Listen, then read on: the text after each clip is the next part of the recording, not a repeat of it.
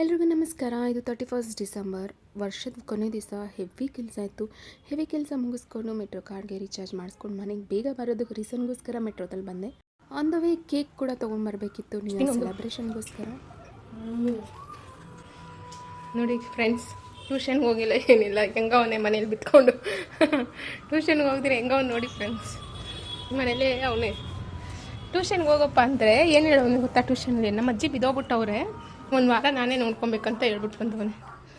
ಏನು ಕೇಳಿದಾಗ ನಾನೇನು ಚೌಚೌ ಅಂಗಡಿ ಇಟ್ಕೊಂಡಿದ್ದೀನ, ಒಂದು ಸತಿ ಸ್ವೀಟ್ ಕೇಳ್ತೀಯಾ, ಒಂದು ಸತಿ ಖಾರ ಕೇಳ್ತೀಯಾ. ಅಷ್ಟೊತ್ತಿಗೆ ನನ್ನ ಹಸ್ಬೆಂಡ್ ಕೂಡ ಬಂದರು.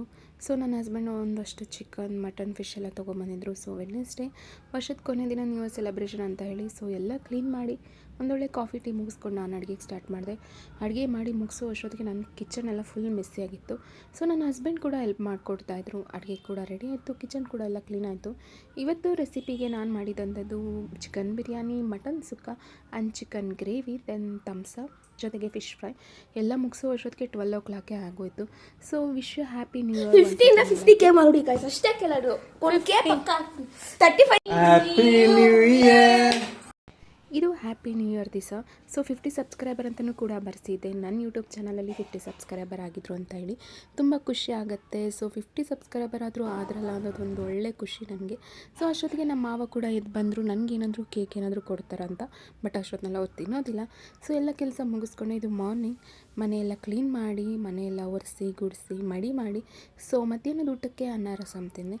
ಸೊ ದೇವ್ರ ಪೂಜೆ ಮಾಡೋದಿತ್ತು ಅಂತ ಹೇಳಿ ನಾನು ಕೆಲಸ ಕೂಡ ರಜೆ ಹಾಕಿದೆ. ಸೊ ದೇವ್ರ ಪೂಜೆ ಸ್ಟಾರ್ಟ್ ಆಯಿತು. ಮಧ್ಯಾಹ್ನ 3 ನಾನು ದೇವ್ರ ಸಾಮಾನು ತೊಳೆಯೋಕ್ಕೆ ಸ್ಟಾರ್ಟ್ ಮಾಡಿದ್ದು. 6:37 ಆದರೂ ಕೆಲಸ ಮುಗ್ದಿರಲಿಲ್ಲ, ಅಷ್ಟೊಂದು ಕೆಲಸ ಆಯಿತು. ಸೊ ಮಡಿಯಾಗಿ ದೇವ್ರ ಪೂಜೆ ಮಾಡಿ, ದೇವ್ರ ಹತ್ರ ಪ್ರಾರ್ಥನೆ ಮಾಡಿ, ಹೊಸ ವರ್ಷ ದಿವಸ ಎಲ್ಲರಿಗೂ ಒಳ್ಳೇದಾಗಲಿ, ನಾನು ಅಂದ್ಕೊಂಡಿದ್ದೆಲ್ಲ ಆಗಲಿ ಅನ್ನೋದೇ ನನ್ನ ಪ್ರಾರ್ಥನೆ. ಅಷ್ಟೊತ್ತಿಗೆ ನಾವು ಕೂಡ ದೇವಸ್ಥಾನಕ್ಕೆ ಹೋಗೋಣ ಅಂತ ರೆಡಿ ಆದ್ವಿ. ನಾವು 3 ಜನ V3 ಅನ್ನೋ ಥರ ರೆಡಿಯಾಗಿ ಹೊರಟ್ವಿ.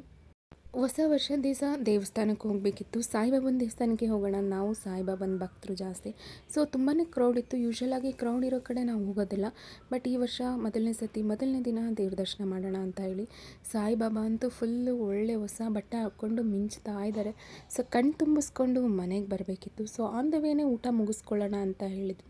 ಸೊ ಇಲ್ಲಿ ಫಸ್ಟ್ ಬಾಬನ ದರ್ಶನ ಮುಗಿಸ್ಕೊಂಡು ಪ್ರಸಾದ ಎಲ್ಲ ತಿನ್ಕೊಳ್ತಾ ಮುಂದಕ್ಕೆ ರಾಯರ ದರ್ಶನನೂ ಕೂಡ ಮುಗಿಸ್ಕೊಂಡ್ವಿ. ಒಂದು ಹೋಟೆಲ್ ದ್ವಾರಕಾಗೆ ಹೋದ್ವಿ. ಇಲ್ಲಿ ದೋಸೆ ಫೇಮಸ್ ಅಲ್ವಾ.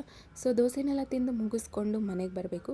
ಎಷ್ಟಡೆ ಉಳಿದಂಥ ಎಲ್ಲ ಒಂದು ಕೇಕು, ಪೊಂಗಲ್ನ ತಿನ್ನಬೇಕಿತ್ತು. ಮನೆಗೆ ಬಂದು ತಿಂದು ಮಲಗೋದಷ್ಟೇ ಕೆಲಸ. Have A nice day.